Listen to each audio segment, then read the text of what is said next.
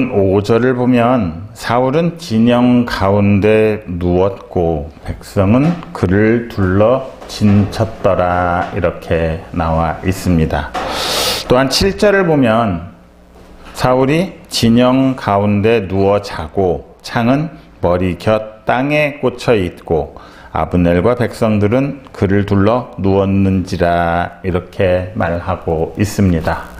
진영 가운데라는 말이 나오는데 이 말은 군인들이 주둔한 그 야영지에서 가장 깊숙한 곳, 깊은 곳이라는 뜻을 지니고 있습니다. 그러니까 3,000명의 군사를 데리고 와서 3,000명의 군사들이 겹겹으로 그를 둘러서 진을 침으로써 외부의 공격으로부터 철저히 사울을 보호해주고 있음을 말해주고 있습니다. 사울은 지금 다윗을 쫓는 입장이기는 하지요. 하지만 그럼에도 불구하고 사울에게는 두려움이 있었던 것 같습니다.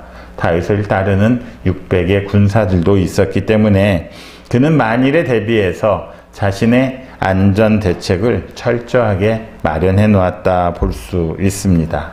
그러니까 그 3,000의 군사들을 겹겹이 에워싸고 또 에워싸서 가장 깊은 곳, 진영의 한가운데에 자신의 거처를 마련했다는 것이지요. 그렇게 꽁꽁 자기를 에워쌌지만 결과적으로는 어떻게 되었습니까? 3,000의 군사가 그를 지키고 있음에도 불구하고 그는 결코 안전하지가 못했습니다. 다윗의 침소를 지키는 아브넬과 그의 군사들조차도 다윗이 침입한 것도 모르고 그렇게 자고 있었기 때문입니다.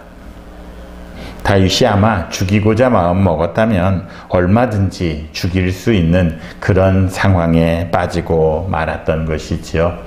한두 명이 아닌 3,000명의 군사를 동원해서 자신을 지키는 안전장치를 마련했지만 그 안전장치에 구멍이 뚫리고 말았던 것입니다. 이것이 바로 하나님 밖에서 살아가는 사람들의 실제 모습임을 우리가 기억해야 합니다. 하나님 밖에 있는 사람들은 아무리 자신들이 모든 힘을 다 동원해서 자신의 안전을 지키려고 모든 방법을 강구한다 할지라도 결코 안전할 수 없다는 것을 말해주고 있습니다. 하나님 밖에 있는 사람들은 오히려 자기가 할 수 있는 모든 힘을 동원해서 나름대로의 안전장치들을 마련하지요. 자신의 안전을 지키기 위해서 재물에 의지하기도 합니다. 힘이나 권력에 의지하기도 하지요. 경호원을 두기도 합니다. 또한 무인 감시 장치들을 설치하면서까지 자신의 안전에 그렇게 만전을 기한다고 하고 있습니다. 하지만 그런 것들이 결코 그들의 안전을 책임져 주지는 못합니다. 아니, 어느 정도 그들의 육신을 지켜줄 수는 있을지도 모르겠습니다. 하지만 그들이 육신을 지키고자 그렇게 노력하는 반면에 자신들의 영혼을 지키기 위해서는 어떠한 노력도 하지 않는 게 또한 하나님 밖에 있는 사람들의 특징이기도 합니다. 그들의 영혼은 완전히 무방비 상태에 놓여 있게 되는 것이지요. 그래서 사탄이 그를 침입하려고 마음 먹기만 한다면 그들은 아무런 저항도 하지 못한 채 속수무책으로 악의 길로 들어갈 수밖에 없는 것입니다. 자, 그렇다면 하나님 안에서 하나님의 보호하심을 받고 살아가는 사람들은 어떻습니까? 그가 누구든지 간에 하나님 안에 있는 사람은 그 어느 누구도 하나님의 허락을 받지 않고는 그를 해칠 수가 없음을 알아야 합니다. 성경은 하나님께서 우리를 눈동자같이 지켜주신다 말씀하고 있지 않습니까? 다윗은 자신이 몸소 이러한 위험에 처해 봤습니다. 그러나 하나님의 보호하심을 겪어봤고 의지하였고 또한 그것을 경험하였기 때문에 이 세상 누구보다도 어려운 순간에 하나님께서 보호해 주심을 잘 깨닫고 있었습니다. 수많은 수천의 적들에 의해 쫓겼지요. 수많은 위기를 겪어보았습니다. 하지만 결론적으로 어느 누구 하나 그를 털끝 하나도 상하게 할 수가 없었던 것입니다. 왜냐하면 하나님께서 그를 보호해 주셨기 때문이지요. 그래서 다윗이 시편 23편에서 그렇게 말하는 것 아닙니까? 주의 지팡이가 그리고 주의 막대기가 나를 안위해 주셨습니다. 세상에 어떤 힘들고 무서운 것들이 온다 할지라도 주의 막대기가 그리고 주의 지팡이가 나를 지켜주셨기 때문에 그런 일은 있을 수 없었다고 말합니다. 하나님 안에 있는 사람들은 그가 어느 곳에 있든지 어떤 상황에 놓이든지 하나님께서 우리의 피난처가 되어주십니다. 그리고 나의 반석이 되어주심을 잊지 마시기 바랍니다. 세상에서 당하는 그 수많은 일들, 당장에 거기에 휘말려서 내가 가루도 남지 않고 사라져버릴 것 같은 그 두려움에 사로잡힌다 할지라도 그 상황마저도 우리 하나님 안에 있으면, 우리 주 예수 그리스도 안에 있으면 모든 것이 합력하여 선을 이루고 우리에게 기쁨과 영광의 날이 될 것임을 기억하는 여러분들이 되시기를 바랍니다. 특별히 우리가 힘을 써서 별다른 안전장치를 마련할 필요도 없습니다. 하나님 안에 있는 것만으로, 예수 그리스도 안에서 우리가 예수 그리스도와 연합하는 그거 하나만으로 우리에게는 안전이 보장되어 있음을 잊지 마시기 바랍니다. 아비가일이 말한 것처럼 하나님이 생명싸게 우리를 싸셔서 우리를 안전하게 보호해 주심을 믿는 여러분들이 되시기를 바랍니다. 이 한 주간도 우리에게 얼마나 많은 시련과 역경이 올지 우리는 알 수 없습니다. 하지만 하나님 안에 있는 성도들은 오늘도 마귀가 쏘아대는 불 화살 앞에서도 조금도 끔찍하지 않고 당당하게 승리할 수 있음을 믿는 여러분들이 되시기를 바랍니다. 이 주간 우리 주님께서도 십자가에 달리셨고 음부의 권세에 굴복하는 것 같고 깊은 무덤에 갇히셨지만 결국은 승리하고 이겨내고 다시 영광의 주님이 되시는 것 아니겠습니까? 우리 주님이 겪었던 그 아픔보다, 그 극한 어두움보다 더한 게 어디 있겠습니까? 우리 주님을 바라보면서 힘을 얻고 소망을 갖는 여러분들이 되시기를 바랍니다. 그래서 오늘 본문에서 보여주고 있는 다윗과 사울의 모습은 이 세상을 살아가는 두 가지 유형의 사람들, 아니 이 세상을 살아가면서 모두가 두려움에 직면하지만 그 가운데 안전을 추구하는 두 가지 유형의 사람들의 모습이라 말할 수가 있을 것입니다. 사울은 예수 그리스도 밖에서 자신의 안전을 추구하는 사람의 모형입니다. 다윗은 예수 그리스도 안에서 자신의 안전을 추구하는 사람의 모형이지요. 세상을 살아가는 외형적인 모습이나 조건을 본다면야 사울이 훨씬 더 비교할 수도 없을 만큼 유리한 위치에 있을 것입니다. 훨씬 더 부유하고 힘이 세지요. 그의 지위도 훨씬 더 높습니다. 그런데 문제는 그는 하나님의 보호하심을 받지 못했다는 것입니다. 세상의 모든 것들이 그를 보호해주고 지켜준다 하지만 결국 그는 안전하지 못했습니다. 반면에 다윗은 세상 안에서는 힘들고 어렵고 열악한 위치에 있을 수밖에 없습니다. 세상의 모든 것들이 사탄의 손에 잡혀 있기 때문에 그를 향해서 돌아 앉아버린 것 같은 그런 느낌 받고 있을 수 있습니다. 그런데도 불구하고 다윗은 세상의 것을 의지하고 세상의 보호를 청한 것이 아니라 우리 주님께서 보호해 주심을 믿고 의지하였기 때문에 결국 그는 안전을 보장받고 생명을 이어갈 수가 있었던 것입니다. 세상을 살아가면서 어려움에 직면하는 여러분은 누구를 의지하고 인생을 살아가고 있습니까? 사람들을 의지하고 세상적인 것들을 의지하는 것, 그것은 영원하지 않다. 성경은 말하고 있습니다. 쉬 없어지는 아침 안개와 같은 것이라 말하고 있지요. 그런 사람들은 결코 안전할 수가 없습니다. 물론 한 번은, 그리고 잠깐은 그것들로부터 안전을 보장받을 수 있을 것 같습니다. 얼마 동안은 그 힘이 지켜줄 수도 있을 것 같습니다. 그러나 결국에는 그 힘들은 오래가지 못하는 것을, 그냥 무너져 내리고 만다는 것을 우리는 역사를 통해서도 알고 있지 않습니까? 그렇게 극악하게 판을 치고 끝날 것 같지 않던 그 악인들의 시대, 결국은 어떻게든 하나님의 섭리하심으로 말미암아 다 끝을 내리게 되고 새로운 시대를, 새 날을 열게 되는 것을 우리가 보고 있지 않습니까?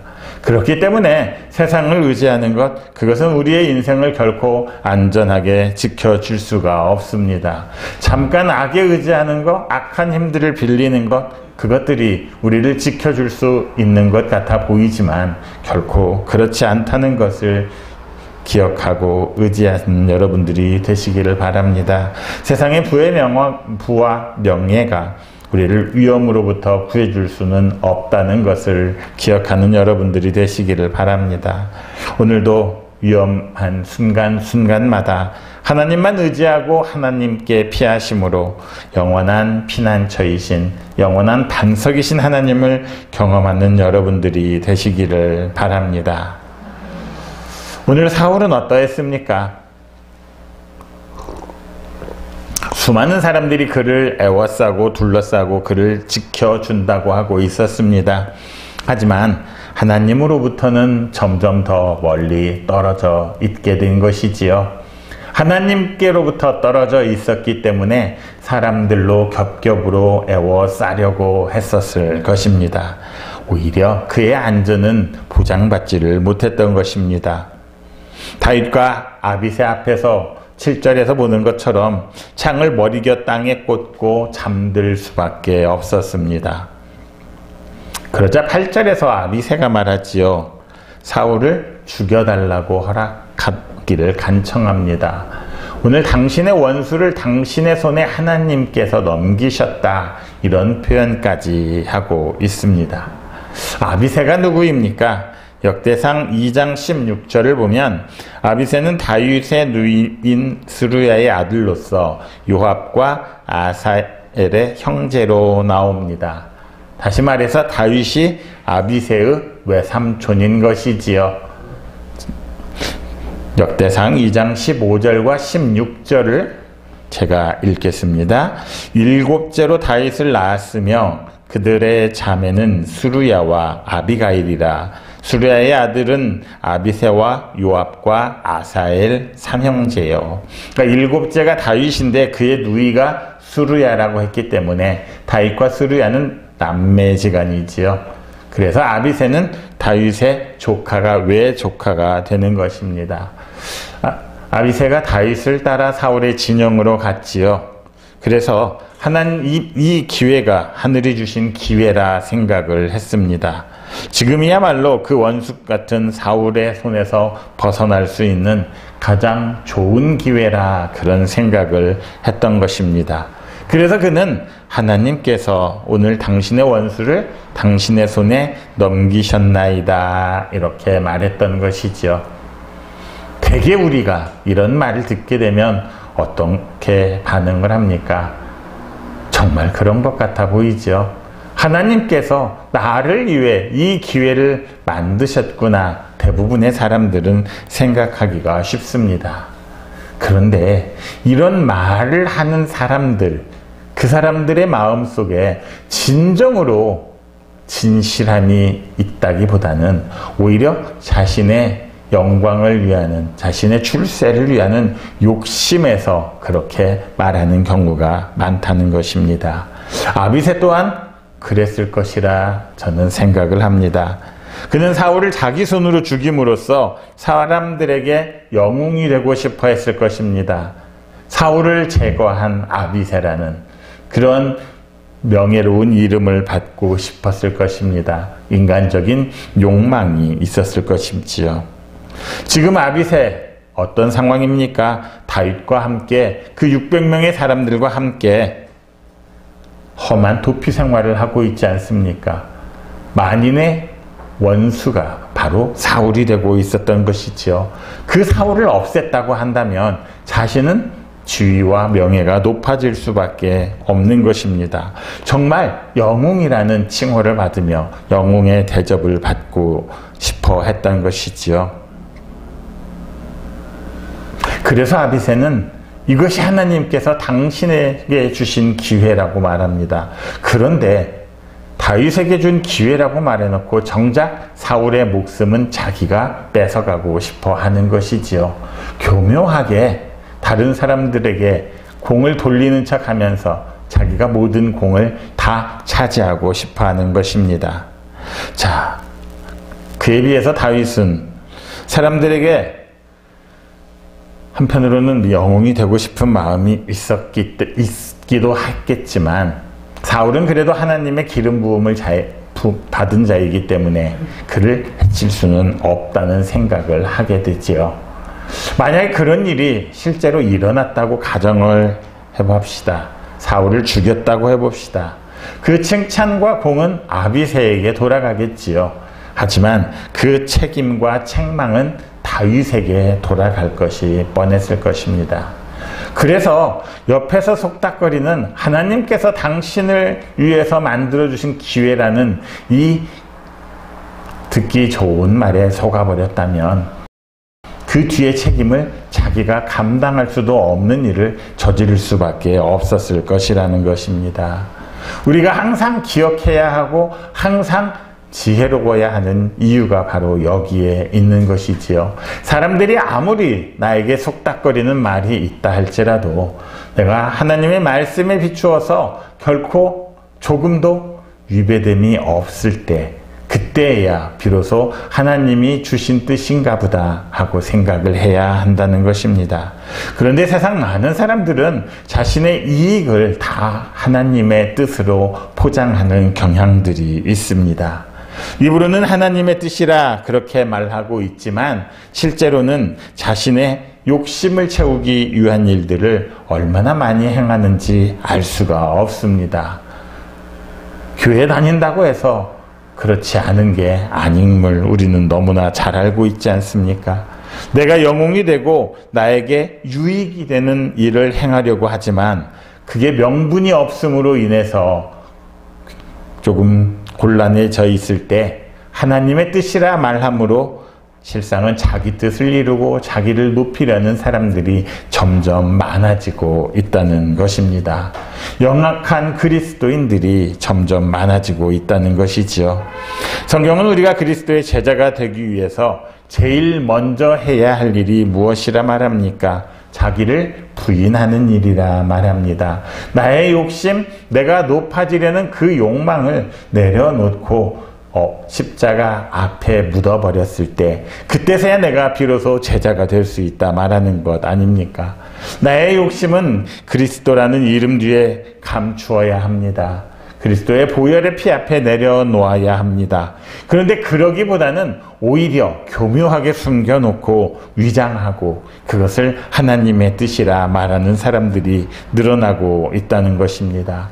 실상은 자기만을 위하고 사람의 일을 생각하는 사람 결코 예수 그리스도의 제자라 말할 수가 없습니다. 그 사람은 예수 그리스도의 이름을 빙자해서 스스로 영웅이 되기를 바라고 자신의 욕심을 채우려는 위선자들임을 알아야 합니다. 우리에게 있는 모든 것이 주님의 것이기 때문에 우리를 통해서 나타나는 모든 영광도 다 주님 홀로 받으셔야 옳은 일 아니겠습니까? 그럼에도 불구하고 이름은 예수 그리스도의 이름을 팔고 영광은 내가 누리려는 사람들이 많다는 것이지요. 그것은 하나님의 영광을 훔치는 일임을 기억하시기 바랍니다.